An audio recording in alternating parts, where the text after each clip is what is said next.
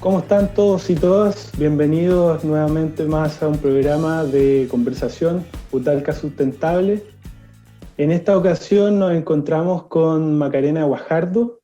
Ella es directora ejecutiva de la Fundación Basura, una fundación que ha tenido bastante relevancia a nivel nacional últimamente con todo el tema que tiene en relación con la gestión de los residuos, tanto a nivel orgánico, residuos comunes.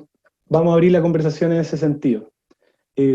Bueno, bienvenida Macarena y muchas gracias por recibir esta invitación y ser parte del programa. No, el placer es mío. Muchas gracias por la invitación. Macarena, para empezar, bueno, poner en contexto que la basura sin duda es un problema histórico, no solamente en nuestro país, pero de alguna manera también nuestro país ha otorgado dentro del ranking de producción de basura, hemos estado pero a tope con los países que más producen basura en Latinoamérica, sobre todo, basura domiciliaria, electrónica. Entonces, todas las iniciativas que se puedan formar en relación con la gestión de esto, con el aprendizaje, con la educación, sin duda tienen un valor muy importante hoy en día. Entonces, de esta manera quería que nos contara un poco desde la Fundación Basura, cuáles han sido las líneas de trabajo que han realizado, cómo se origina la Fundación Basura, si nos pueden contar un poco de ustedes. Bueno, la fundación o la idea o la semilla de la fundación nació cuando yo estaba en la universidad todavía. Yo estudié arquitectura y tuve la fortuna de ganarme una beca para ir a hacer un máster a Alemania, y allá obviamente todo es diferente, la gente se comporta distinto, hay políticas públicas distintas, y una que me llamó la atención en particular fue el tema de los residuos, porque en la casa donde yo vivía habían separaderos, o sea, basureros, digamos, segregados por color, y en el conjunto, digamos, de los edificios había un contenedor en el patio central para el tema de los residuos orgánicos, etcétera. Entonces había una organización en relación a eso que yo nunca había visto en Chile. Estamos hablando del año 2013 más o menos, 2011-2013. Y eso fue un primer shock cultural que fue trasladado luego a la disciplina. La arquitectura es una de las industrias más, la industria de la construcción es una de las más contaminantes a nivel mundial, y yo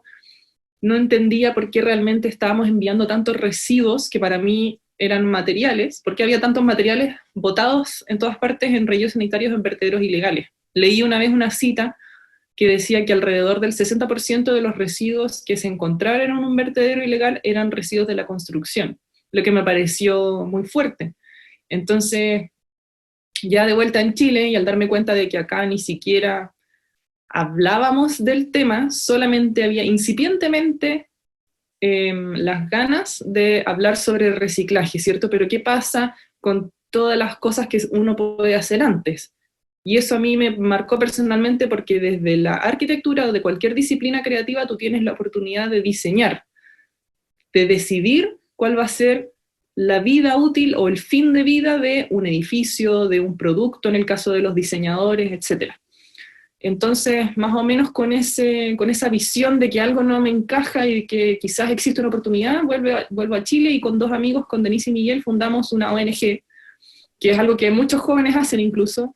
Se fundan organizaciones, y nosotros tuvimos, me parece, hemos tenido buena suerte o buenos resultados del esfuerzo que le hemos puesto, porque nos ha ido bien en el sentido de que hemos logrado que las cosas que los conceptos que promovemos, como este ideal, por ejemplo, de una vida sin basura, que no es solamente para el hogar, sino para el sistema de producción y consumo a nivel mundial. ¿Cómo podríamos lograr nosotros, como especie, que estos procesos no generaran residuos contaminantes? Y es increíble como tú, cuando te metes en el mundo de la basura, todos los otros temas convergen. Converge el tema del agua, del aire, de la alimentación, cómo nuestros desechos, que los enviamos bien lejos, generan impactos sociales, impactos económicos, porque hay municipios que se pueden gastar hasta el 50% del presupuesto solo en transporte de residuos, impactos ambientales, porque los animales se comen los residuos plásticos que terminan en las playas, se contaminan las napas subterráneas, el agua, el aire, entonces todo está muy interconectado con la basura, y eso a mí me parece muy, muy interesante, muy triste, pero muy interesante y muy apasionante al mismo tiempo, porque representa muchas oportunidades desde cualquier ámbito disciplinario, desde cualquier carrera.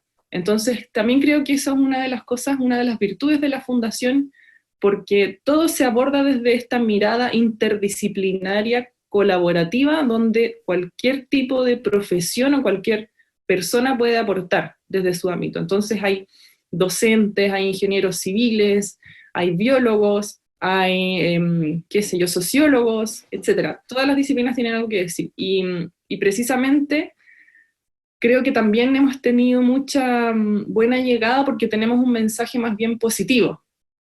Creo que eso es una de nuestras estrategias más importantes o más impactantes, es que intentamos invitar a las personas a sumarse a este nuevo paradigma de una manera positiva. O sea, no decir, hoy el mundo está terrible, que igual está sucediendo, porque estamos constantemente bombardeados de información, que es una de las cosas también que pasa ahora con esto del aislamiento físico, ¿cierto? Que está lleno de webinars, de seminarios virtuales, de reuniones aquí, reuniones allá, y hay demasiada información. Entonces nosotros en la Fundación intentamos bajar la información científica a un lenguaje simple y positivo para que las personas puedan tomar acción y no quedarnos pegados en el dato duro o en la ansiedad que sentimos, porque a todas las personas que trabajamos en medio ambiente me podría arriesgar que nos pasa, que sentimos ansiedad por el temor al futuro y todo lo incierto que conlleva, y eso de la mano hoy día de la juventud, del movimiento juvenil, de todas estas personas que yo cuando fundé la fundación yo era joven, hoy día ya no soy joven según el INJUV,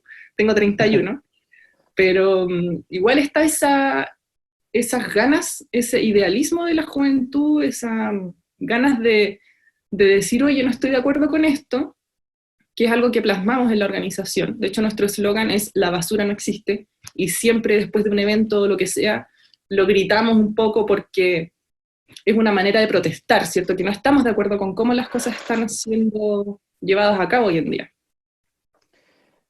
Qué bueno que tocaste el punto de justamente de eso de la basura no existe, porque me gustaría que nos contaras, aprovecho de justamente con ese concepto, me llegó de regalo hace un tiempo este libro, el cual ustedes son parte importante de este libro, ¿cierto? El cual explica justamente ese concepto de la basura no existe.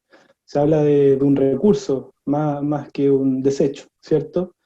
Se hablan temas de economía circular, se habla sobre el ecodiseño, sobre repensar, ¿cierto?, los productos para que tengan un ciclo de vida que no termine en el descarte. Entonces, me gustaría que nos comentaras cómo el concepto propiamente de esto de que la basura no existe. ¿Cómo define usted a la basura? Bueno, a ver, este es un tema súper interesante. De hecho, tiene que ver mucho con arquitectura y con Totalmente, tecnología, sí. Y yo he leído mucho al respecto, y me acuerdo que leí un libro que se llama Homo Deus, no sé si es ese, o Sapiens, de un escritor que es súper famoso hoy en día, claro. Yair, cuando tiene un nombre muy complicado. Y hablaba de cómo nosotros, como especie, al principio éramos cazadores-recolectores, y yo ahí haciendo mis reflexiones, ¿cierto? Obviamente está todo interconectado porque cuando nosotros empezamos y no había ciudades, éramos nómades, ¿cierto? Teníamos la costumbre de ir a un árbol, sacar la manzana o lo que fuera, comerlo y desecharlo. Entonces siempre hemos tenido esa característica de desligarnos de las cosas, porque obviamente no somos propietarios de las cosas. Hoy día creemos que somos realmente dueños de las cosas, pero en realidad eso es solamente un acuerdo social, no es que algo realmente te pertenezca, ¿cierto? Entonces, cuando llegaron las ciudades, nuestra especie empezó a distanciarse de la naturaleza, porque era algo que obviamente nos daba miedo también. Entonces comenzamos a edificar estas fortalezas que nos protegían de lo desconocido, y eso comenzó a generar un distanciamiento entre especie, ser humano y naturaleza. De hecho, cuando hoy día tú le preguntas a alguien qué es naturaleza, al tiro en la mente te llega, qué sé yo, la Patagonia, un bosque. Te imaginas todo menos tu ciudad, todo menos la urbe, tu barrio, tu casa. Cuando tendemos a pensar en medio ambiente nos imaginamos estos entornos naturales increíbles. Y hemos generado como especie este distanciamiento entonces entre nosotros y ese entorno natural. Y si uno va a la naturaleza, no existe tal cosa como algo que no sirva. Eso de que no sirve es un invento 100% del ser humano. Que un día nosotros nos encontramos con un residuo, no fuimos capaces de resolver el destino final de ese residuo, porque los residuos son totalmente normales. En todos los procesos naturales hay residuos. El tema es que la naturaleza es sabia e inteligente y es capaz de decir, ok, este residuo lo voy a tomar y esto va a ser un insumo, una materia prima para un nuevo proceso de producción o lo que sea. Eso es más o menos lo que intenta decir la economía circular también, es que todos los materiales sigan circulando en ciclos infinitos, ojalá, y así preservemos el valor económico en ese caso. Y por eso en la Fundación decimos que la basura no existe porque realmente es un invento, es una creación, un concepto social, es el mismo concepto del dinero. El dinero en realidad no tiene valor, es un papel.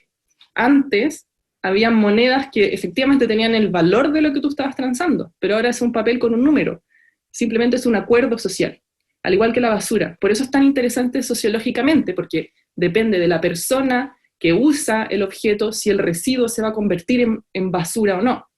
Por eso decimos que la basura no existe, que depende de cada persona, de cada actor, y por eso también nuestro trabajo apunta a que cada uno de los actores pueda tomar esa decisión. Entonces, ¿cómo tomamos esa decisión desde las políticas públicas? Ahí es cuando tú mencionas esto del Comité Nacional para la Estrategia de Residuos Orgánicos, hoy día el Comité, por ejemplo, para elaborar la Estrategia de Economía Circular, el Comité de todos los decretos de la Ley REP, por ejemplo, esas políticas públicas. Entonces, ¿cómo nosotros desde la sociedad civil impulsamos esta visión de mundo sin basura? Entender también que las empresas pueden decidir ecodiseñar los productos para que al final de la vida útil no haya basura. En el caso de la arquitectura, yo puedo como arquitecto decidir que el día último en que se vaya a usar mi edificio, voy a diseñarlo para que se pueda desarmar, o para que todo esté prefabricado y durante la construcción no haya residuos. O al final como persona puedo decidir, ok, me voy a comprar esta botella con un líquido adentro y al final me voy a tomar el líquido y la botella la voy a devolver al sistema. Eso es el reciclaje también. O me como una manzana y voy a devolver estos nutrientes a la tierra. Eso es el compostaje. Es al final devolver, hacernos responsables de lo que estamos usando. Y el mensaje principal que intentamos entregar como fundación es que al final no se trata de cuidar el medio ambiente, no tratamos nosotros de, oye, protejamos el medio ambiente. El medio ambiente necesita ser protegido, pero la naturaleza realmente no nos necesita. Eso es evidente. Nosotros hoy día estamos trabajando para que la especie humana siga existiendo y las otras especies que nosotros nos hemos encargado de extinguir, ¿verdad? Entonces, el llamado es a preservar a la especie, pero no solamente a existir como lo hemos estado haciendo hoy. La existencia como la llevamos hoy en día nos ha llevado a esta situación, a una pandemia, a la crisis climática, a la injusticia social, a que haya comunidades sin agua, a que haya zonas de sacrificio. Esa manera o ese modo de apropiación que tenemos por sobre la naturaleza es que nos ha llevado a esta situación en primer lugar. Entonces, el llamado es a intentar cambiar ese modo, es entender que la naturaleza no es un bien de consumo, sino que nosotros somos parte de la naturaleza, que podemos tener otras expectativas de vida, como el concepto del buen vivir, por ejemplo, que hoy día está tomando tanta fuerza, porque antes las personas, mis padres, de ahí para arriba, todos nacíamos con el sueño americano, y que hay que tener auto, y que hay que tener la esposa, los hijos, los perros, no sé qué, la casa, etcétera, etcétera.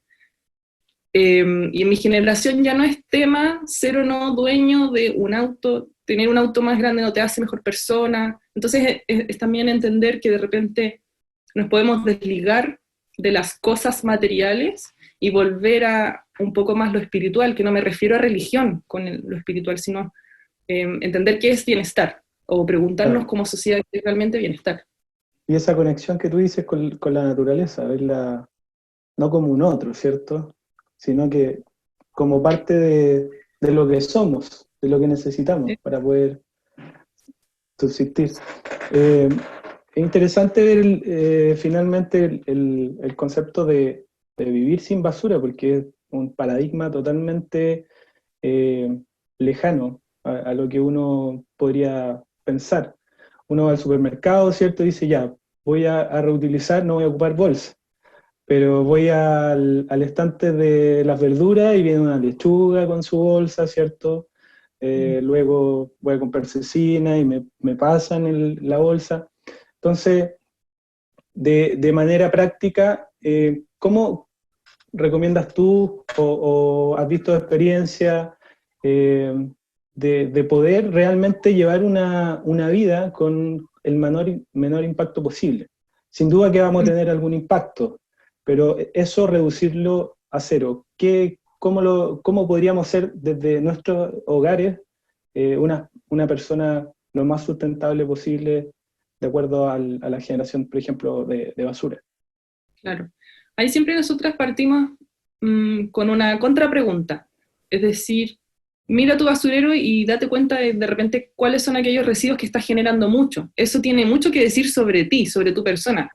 Si, como es, ¿te acuerdas de ese dicho de dime con quién andas y te diré quién eres? Esto es, dime qué basura generas y te diré quién eres, básicamente. Entonces, si te das cuenta de que tu basurero, por ejemplo, está lleno de, no sé, por decirte algo, de gilets, de estas presto barbas desechables. Pucha, es necesario, si te quieres afeitar todos los días, es necesario comprarte una, estás gastando dinero en eso también, estás perdiendo dinero, porque a las personas se nos olvida que nosotros pagamos por los empaques, pagamos por todo. Entonces, cuando botamos algo a la basura, estamos botando nuestro dinero a la basura. No solamente eso, nuestro tiempo, porque invertimos tiempo en ir al supermercado, en ir a la farmacia, etcétera, etcétera. Y eso obviamente tiene un impacto en la calidad de vida. Entonces, si alguien tiene dudas de cómo partir, recomendaría hacer una mirada hacia el estilo personal. ¿Qué es de esas cosas que tú vives día a día de repente te molestan? Hay muchas personas que dicen, hoy estoy cansada de que mi bolsa de basura huela mal. Listo, entonces puedes partir sacando la fracción orgánica, sepáralos y empieza a compostar. A mí, que tengo muchas plantas, por ejemplo, me sirve mucho hacer compost porque puedo generar abono para las plantitas. Y ahorro mucho dinero porque no tengo que salir a comprar, ni invertir tiempo, ni arriesgarme a ir al home center o donde sea a comprar abono para mis plantas porque lo puedo generar yo. Es algo de lo... Y disculpa, ¿y tú vives en departamento? Sí, vivo en un departamento. Y bueno, claro, a veces hay personas a veces, que pueden... que piensan que no, en un departamento, en lugares reducidos, no se puede hacer. Sí, pues sí se puede. Pero sí se puede. No hay ningún problema. En realidad, hay varios mitos urbanos asociados, hay muchas moscas. Ahora yo me instalé una vermicompostera de emergencia por el tema de la pandemia, y no están las lombrices, todavía no me llegan, entonces claro, se salen un poquito de moscas, pero en general cuando tú haces el proceso de manera ordenada, que lo volteas, qué sé yo, todo tiene un proceso, es un hábito, no hay problema, no hay malos olores, de hecho huele a bosque. Siempre que las personas venían a mi casa y yo tenía mi compostera funcionando, mi vermicompostera, les abría la tapa, ¿cierto? Y olían y huele a bosque, es increíble. Esa tierra húmeda, ¿cierto? Claro, entonces imagínate sacar la fracción orgánica de tu basurero es la mitad del problema, porque el 50% de la basura que generamos son residuos orgánicos. Y esta es la estrategia que más recomendamos, porque de hecho cuando los residuos orgánicos se descomponen allá en los rellenos sanitarios, que es donde los enviamos, en el mejor de los casos, porque en muchas regiones no hay, entonces tienen que enviar los residuos a un vertedero ilegal, que es una hectárea, qué sé yo, con la basura ahí en cualquier parte. Eso a partir de los residuos orgánicos se libera un gas, que se llama gas metano, que es 25 veces más letal que el CO2 porque tiene 25 veces más poder calorífico, y esto por supuesto que afecta al cambio climático, al calentamiento global, etc. Entonces, si alguien está interesado en mejorar su calidad de vida y al mismo tiempo hacer un aporte para que no haya, o para contribuir menos a la crisis climática, le recomendaría partir haciendo compostaje o vermicompostaje, dependiendo de dónde vivan. Si viven en casa, compost; si viven en departamento, vermicompost. Y si alguien no lo quiere hacer, hoy día hay cada vez más emprendimientos que te van a buscar de los residuos a tu casa. Obviamente en el futuro la idea es que todo esto se haga por retiro municipal. Pienso que la Estrategia Nacional de Residuos Orgánicos apunta a eso, y más encima también la ley REP intentaría que toda la recolección fuera a casa, porque los puntos verdes y los puntos limpios que están en zonas públicas han demostrado que no son tan eficientes porque se mezclan los residuos o la gente desecha cosas que no van. Ahí en Providencia hemos hablado, por ejemplo, que es una de las comunas que tiene este sistema funcionando hace más tiempo, que han encontrado hasta camisas, perros muertos en los puntos limpios, en los puntos verdes de las plazas. Como no hay control social, es que es un tema tan sociológico, las personas votan cualquier cosa. Y hay un punto también acá en Santiago, en la comuna de La Reina, que está cerrado, y durante la pandemia las personas van y tiran colchones como si fuera un depósito de basura, Claro, y lo obviamente ven como un vertedero más. Claro, entonces como no hay control social, las personas a veces hacen lo que quieren, por desinformación, porque Claro. nos da flojera volver a la casa porque está cerrado y no sabíamos, etc. Entonces, ¿Cómo lo tampoco estás haciendo tú ahora en este episodio de pandemia? Porque todos los que reciclamos, los que, bueno, me incluyo ahí también, eh, estamos haciendo esfuerzos por dejar esos residuos en la casa de manera ordenada. ¿Cómo lo estás haciendo tú? Sí, yo estoy haciendo lo mismo. Tengo mis residuos muy compactados. Afortunadamente, en mi comuna igual está pasando el servicio de reciclaje, que es Ñuñoa, pero en las que no se ha logrado pasar, nosotros hicimos una alianza con una empresa acá en Santiago que se llama Rembre para hacer retiros SOS, y se hizo una campaña y un concurso, intentando apoyar lo más posible, pero el llamado ojalá es, de repente tratemos de consumir menos empaques en la medida de lo posible, porque es más cómodo para nosotros, y dejar un lugar establecido, todo bien ordenado, aplastado, y así es más eficiente, y esperar lo que más se pueda. Yo sé que puede ser incómodo, pero esperar lo que más se pueda hasta que se vuelvan a activar los retiros. Claro, pero como dices tú, sin duda lo más importante es tener conciencia de la reducción de posibles residuos, ¿cierto? Y siguiendo un poco con este lema de las 3R, finalmente quizá en una tercera etapa, después de la reutilización, llegar al reciclaje. Entonces, qué podemos empezar a... bueno, acá en Talca, me imagino que hay menos oferta de puntos limpios que en Santiago, pero ¿qué cosas podrías tú básicamente poder empezar a reciclar desde ya en tu casa, como Sí. hábito general? A ver, dentro de los pasos para vivir sin basura, siempre partimos por las estrategias preventivas. Eso quiere decir evitar generar basura en primer lugar. Entonces, ojalá si tú puedes, si en Talca y de repente hay una tienda a granel, ir allá, que suelen ser esas tiendas de pequeños emprendedores. Entonces, al mismo tiempo estamos ayudando a esas personas a surgir, más que ir a comprar a un supermercado que puede ser una cadena gigante. Nos ahorramos bastante tiempo en el sentido de las colas, en el sentido de que después vamos a tener menos empaques que tener que gestionar en la casa. Entonces, partir por comprar sin empaque es una súper buena manera de no tener que lidiar con todos esos envases después. Se pueden comprar sin empaque el arroz, los tallarines, todas esas cosas generalmente, y mucho más barato porque existe una cuestión que impulsó un emprendimiento bien conocido chileno que se llama El Gramo, que habla mucho del impuesto a la pobreza, que pasa en varias comunidades donde tienes que pagar 1 kilo de arroz, pero en realidad tú quisieras menos, y al final comprar, digamos, en empaques más pequeños es más caro que comprar en empaques grandes, pero como no tienes liquidez, tienes que comprar ese empaque pequeño igual. ¿Me explico? O sea, comprar de 1 kilo te sale más caro que comprar el granel, porque estás pagando el empaque, etc. Entonces, intentar evitar, y en segundo lugar, si ya tenemos cosas en la casa, ver de repente darles una segunda vuelta. Esta crisis es una oportunidad para eso. Bueno, todas las crisis son una oportunidad en cierto sentido.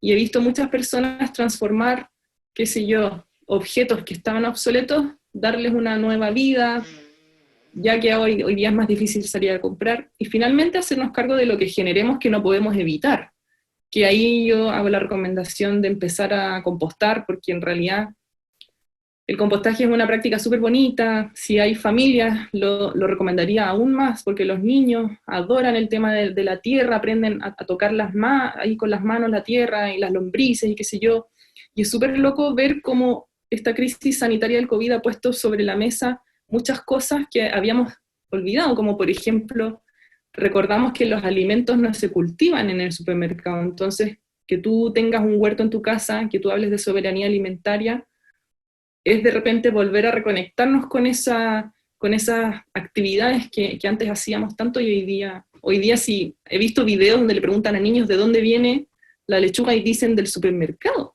o le muestran esta pechuga de pollo, ¿de dónde viene esto? Del supermercado, pero no está esa conexión del proceso completo, no está esa visualización. Y hoy en día, como están todos estos servicios básicos, digamos, amenazados, es cuando más los hemos valorado. La alimentación, la recolección de basura, los recicladores base, el reciclaje, y cómo todo esto se relaciona con la salud de las personas, con el bienestar. Entonces también hemos tenido que hacer muchos llamados a que por favor las personas no se compren mascarillas desechables ni guantes desechables, porque realmente con una mascarilla reutilizable funciona.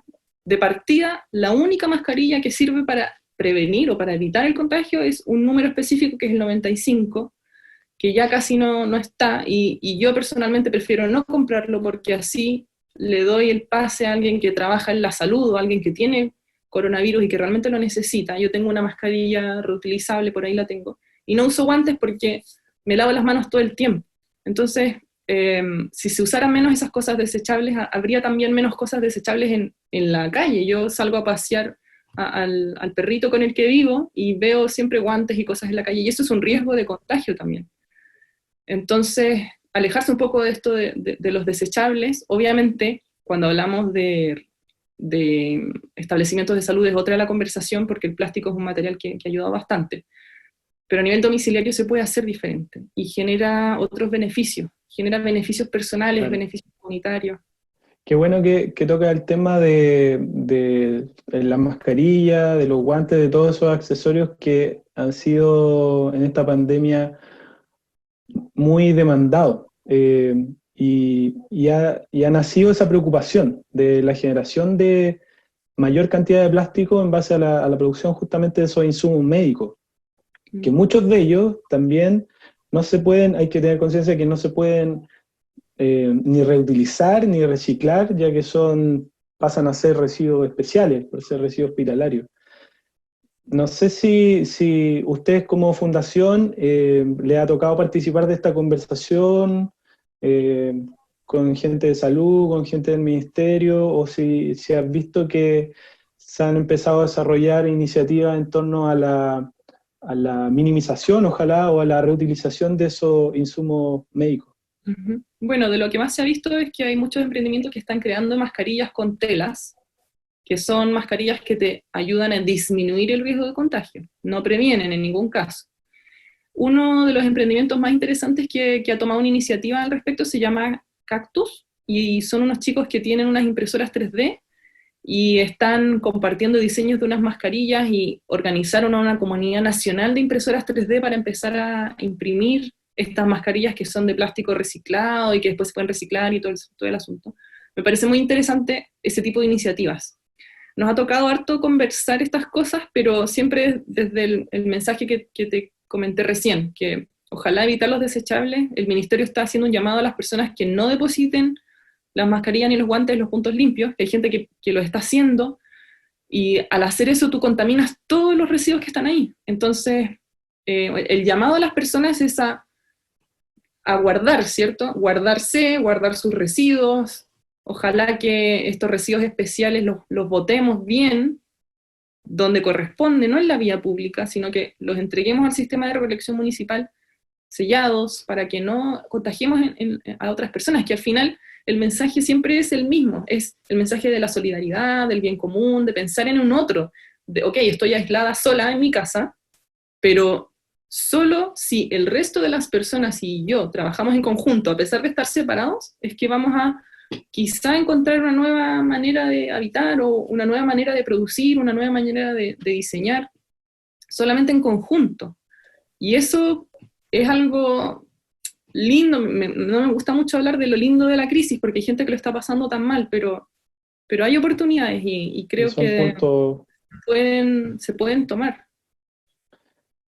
Sí, pienso lo mismo, o sea, son puntos de no retorno, ojalá, ¿cierto? Esa conciencia solidaria común, de preocuparse también del otro, que es justamente ya el hecho de estar confinado en tu casa y estar preocupado de poder contagiar a más gente. Y creo Sí, porque que, como dices tú, esos son esos puntos que deberíamos cuidar post sí, pandemia, ¿cierto? claro. Es que he visto tanto Macarena, perdona, de gente que ha sí, dicho, me da lo mismo salir si total me voy a contagiar igual. Es que no se trata claro, de juventud, ¿cierto? Se trata de ojalá que sí, no contagies a alguna persona de tercera edad que se pueda morir. claro. Es eso. Entonces un llamado también a pensar a salirse Mm. del ombligo propio, ¿no? Y pensar con compasión en el resto de las personas y en el resto de los seres vivos, de las especies. Tener compasión en la vida en general. Creo que es algo muy bonito que te entrega a trabajar en este mundo de la basura, porque al final ves como tu decisión, mi basura, mata a Claro, otras personas. Entonces, por claro. ahí va Y el que llamado. al contrario, las buenas acciones se ven muy reflejadas en mejorar la condición de vida de Claro. muchas otras personas.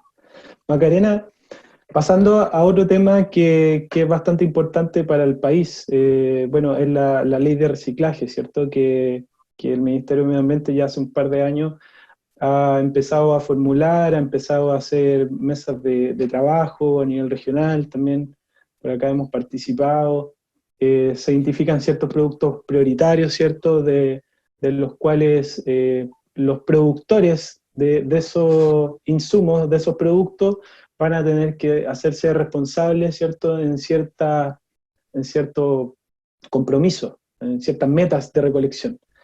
Ujú. Ya se han definido dos posibles metas, ¿cierto? Para algunos productos prioritarios, que están los neumáticos, y ya viene la de envases, Ujú. ¿cierto? Envase e embalaje. Y ya se están implementando acciones para bajar justamente esta política pública a nivel de economía circular, de emprendimiento, a nivel municipal. Ustedes como fundación, ¿cómo han visto el desarrollo de esto en términos de justamente de esta bajada? ¿Hay fondos abiertos? ¿Hay temas de educación? ¿Cómo ustedes como fundación están también fortaleciendo ese objetivo para cumplir esta meta? Ujú. Bueno, nosotros en la fundación participamos, yo personalmente fui representante de la fundación y de la sociedad civil en el comité operativo ampliado para elaborar el decreto de envases y embalajes, junto a otra organización que se llama ADC Circular. Y en general, una de las cosas que más repito siempre es que, porque nosotros como fundación fuimos parte de ese comité, también fuimos parte del comité para elaborar la estrategia de residuos orgánicos, y hoy día somos parte del comité para la hoja de ruta de economía circular. Entonces me ha tocado en primera persona vivir el proceso de cómo el gobierno a una de las organizaciones intenta consensuar o tener un consenso de las visiones. Y diría que una de las, bueno, la primera conclusión o reflexión que siempre saco es el tema de la representatividad, porque siempre me ha tocado llamar la atención en relación al hecho de que seamos tan pocas ONGs o organizaciones de la sociedad civil, que somos las que entregamos la visión de la sociedad, de la ciudadanía, que somos los que tenemos el contacto directo con las comunidades. Y siempre nos vemos disminuidos, siempre hay más empresas, o sea, organizaciones del sector privado, más cantidad que organizaciones de la sociedad civil. Entonces pienso que para tomar cualquier tipo de acción a nivel nacional o cualquier tipo de iniciativa en el ámbito que sea, mi recomendación personal es que se haga teniendo en consideración la opinión de los tres sectores, que es privado, público y sociedad civil, y que sean en igual representación, porque si no vas a tener una pata coja de una mesa, o sea, una mesa coja, ¿cierto? Una pata más corta.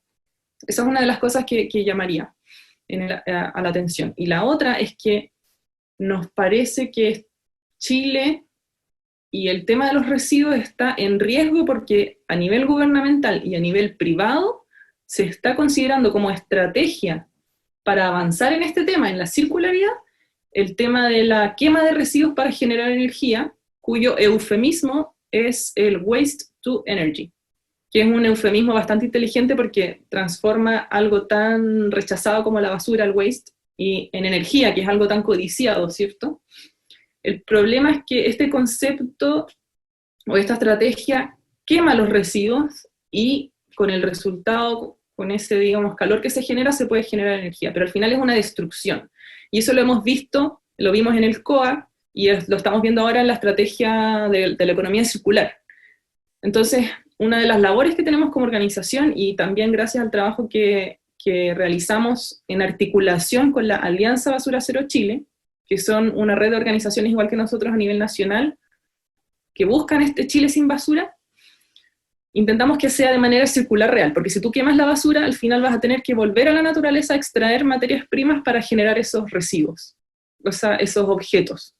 Entonces no es una estrategia circular real, y es súper peligroso que como país podamos llegar a eso. De hecho, en Temuco, hace poco, la RADA, que es una ONG local, estuvo deteniendo esta iniciativa de querer instalar Waste to Energy allá, porque en el sur de Chile, bueno, a nivel nacional, todos los rellenos sanitarios están casi colapsando, le está pasando a Chiloé, pasó en Temuco.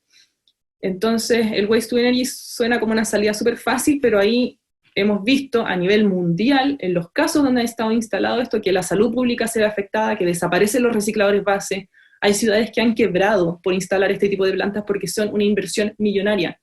Entonces tienes que responderle al inversionista con una cierta cantidad de basura diaria para que esta planta siga funcionando. Y ahí, bueno, hacemos la invitación a la gente que quiera saber más, que nos contacte, porque eso es algo súper riesgoso a lo que podríamos llegar, porque suena como una solución súper cortoplacista. Entonces, diría que es uno de los dos puntos más importantes que nos ha tocado resaltar según nuestra experiencia en esos comités. ¿Y cómo ves tú la proyección de eso ante iniciativas más de reducción, de lleno de generación de residuos, Sí, como por ejemplo el ecodiseño, ¿cierto? Que claro. es una alternativa quizás mucho más sustentable. Mucho más sustentable, mucho más eficiente, de todas maneras, porque prevenir es mejor que gestionar residuos, por supuesto. Y el ecodiseño, igual en la ley REP, está mencionado, pero es una pincelada, y también nos pareció, a mí personalmente, lo dije en su momento en el comité, que ojalá se pudiera invertir más en ese tipo de estrategia. Hay una empresa en Chile con la que colaboramos también que se llama Ecodiseño, que está intentando impulsar esto. Y muchas empresas lo están tomando porque al final esa es la responsabilidad de la empresa, ecodiseñar. Y Claro. la responsabilidad del Estado es legislar para que la empresa tenga esa obligación, al mismo tiempo que las personas, nosotros, tengamos la responsabilidad de devolver los envases. Entonces al final es lindo y complicado al mismo tiempo, porque si no nos ponemos de acuerdo vamos a llegar a la tragedia de los comunes, que es esta tragedia donde en realidad nadie se pone de acuerdo y nadie administra las cosas, los recursos o los elementos o los materiales, y se termina compitiendo por estos elementos. Y al final todos terminamos perdiendo porque se acaban. Eso se traduce en un agotamiento de los recursos. Entonces, el desafío es que todos los sectores se pongan de acuerdo, es que la ciudadanía haga su parte, que compremos informadamente.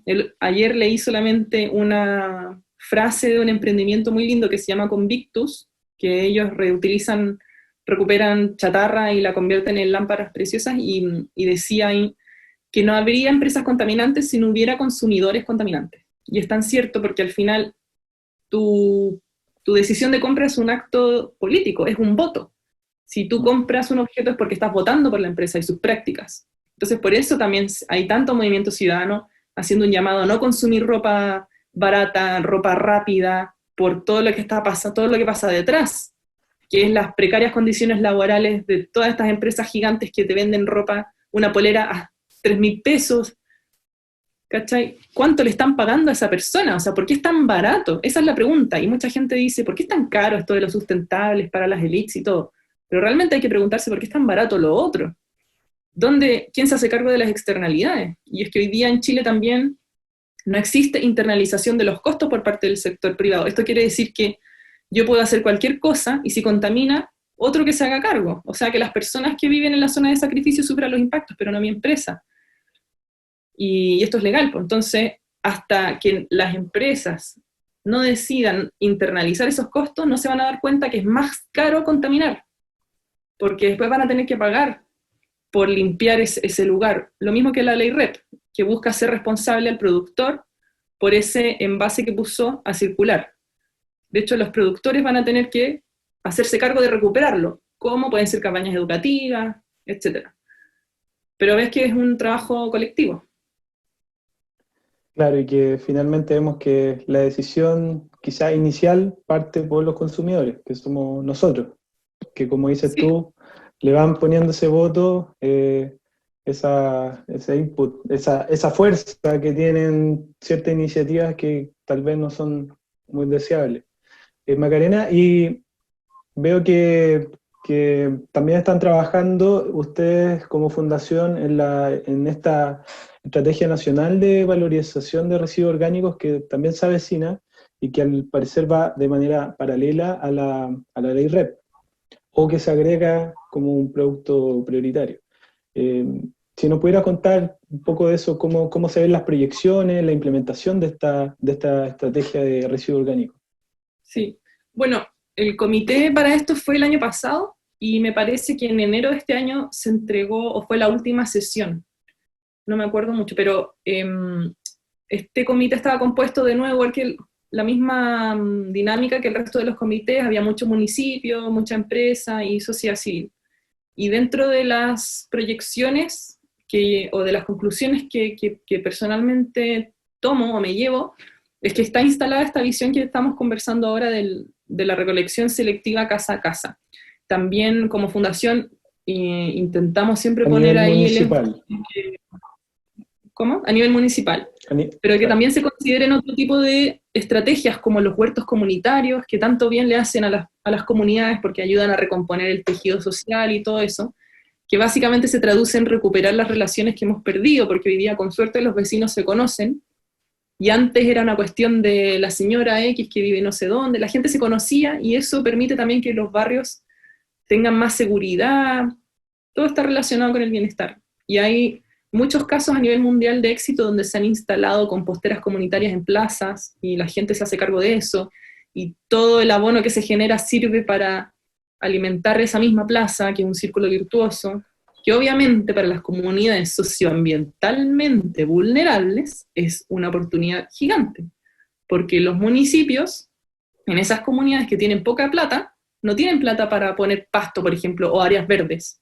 De hecho, uno de los grandes dolores de las comunidades o de las comunas con pocos recursos es que tienen pocos metros cuadrados de área verde por persona, ¿cierto? Son las munis con más plata las que pueden regar ese pasto, pero el pasto al final es súper insustentable porque es solo de bonito, solo genera gasto de agua.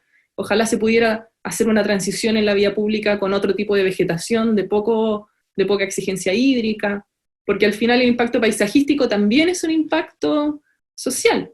Te genera Haití en la psiquis una sensación de inseguridad, mi barrio es inseguro, y te estigmatiza como la persona que vive en el barrio que me da miedo estar.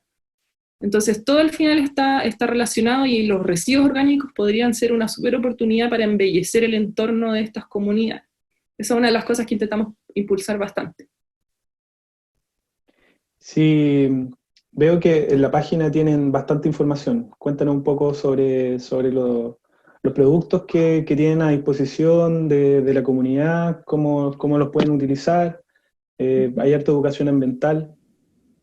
Sí, bueno, en nuestra página web hay mucha información, hay una biblioteca donde se pueden descargar documentos de interés.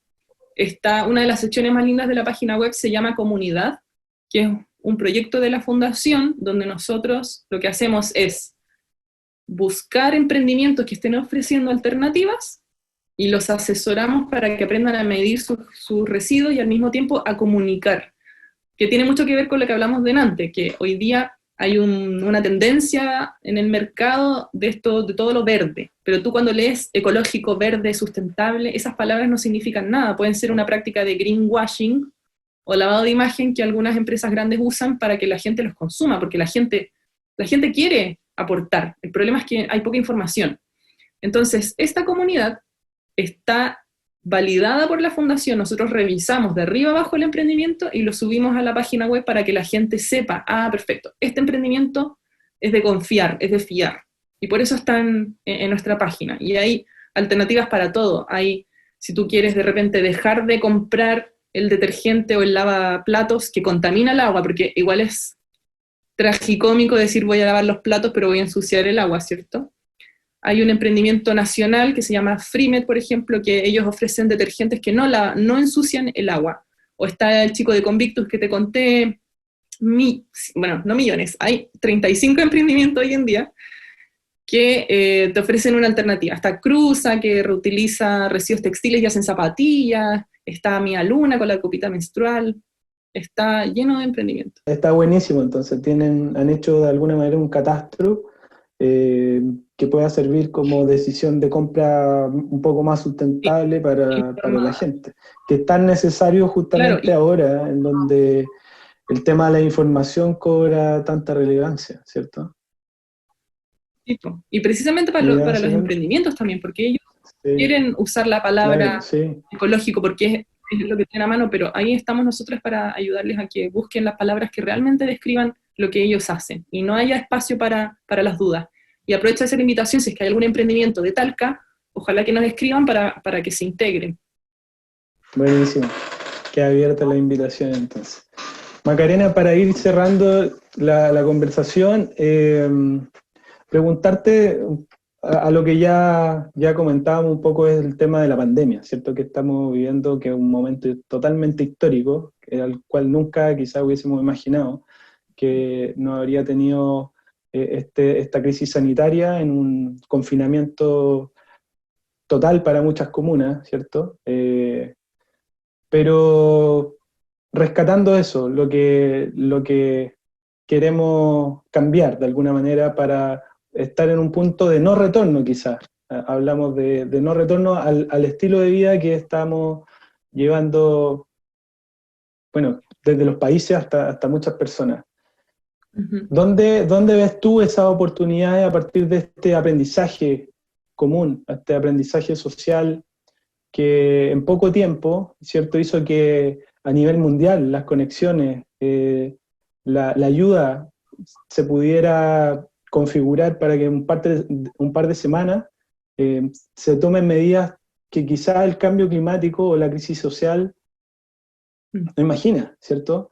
Y que sí necesitamos, al igual que esta pandemia, crisis sanitaria, ¿cierto? También hemos necesitado ya hace mucho tiempo resolver el tema de la crisis ambiental. Entonces, ¿qué oportunidades ves tú a partir de esta pandemia para empezar a soñar futuros emergentes que puedan ir creando nuevas relaciones entre la persona y la naturaleza, entre la gobernanza que tienen los países, las instituciones, las empresas? Uf, tantas. Esta es la pregunta un poco para soñar el futuro, ¿cierto? Claro, yo creo que podríamos estar hablando mucho rato de esto, pero a ver, personalmente veo un par que a mí me han llamado mucho la atención. Por ejemplo, cuando leí que en la naturaleza existen muchos coronavirus, existen. Claro. Y pasa que están saliendo porque estamos desarmando esos ecosistemas. Entonces, como estamos afectando tanto a la naturaleza, estamos permitiendo que estas bacterias, virus, salgan y nos afecten. Entonces, primero, de repente puede ser, pucha, hay tanta gente que lo está pasando tan mal, y hay tanta gente que está muriendo por esto, que ojalá a muchas personas les sirva para decir, chuta, parece que hay que proteger esto para protegernos a nosotros mismos. Entonces, hacer esa relación entre la ética de preservar, de proteger tanto a lo que me rodea, y eso cómo se traduce en una protección también personal, de mi familia, de mi comunidad, y extender quizá la palabra, ojalá la palabra familia a nivel mundial. ¿Qué son las barreras? Hoy día estamos todos sufriendo por esto. ¿Qué son las barreras? ¿Qué son los estratos sociales? Da lo mismo cuánta plata tengas, te vas a enfermar igual, te puedes morir por esto. O sea, hay gente que puede salir en helicóptero de su casa, pero no hablemos de esas personas. Y otra cosa también que me parece muy interesante, que ya, por ejemplo, yo tuve que ir a la COP. Yo fui a la COP en España. ¿Sí? Y ahí la Embajada de Irlanda nos ayudó y todo fue maravilloso, pero es súper fuerte viajar en avión para hablar de crisis climática, y que haya mucha gente de todas partes del mundo viajando en avión, y hay personas que viajan en jets privados para ir a hablar de crisis climática a un lugar, y que más encima la crisis climática ahí, así como no, vamos a seguir conversando el otro año porque en realidad no llegamos tanto, ¿cachai? Como que, ¿en serio? Entonces, de repente ahora con esto de las videollamadas, ¿es necesario viajar? ¿Se pueden buscar otras cosas, otras maneras de conectarnos?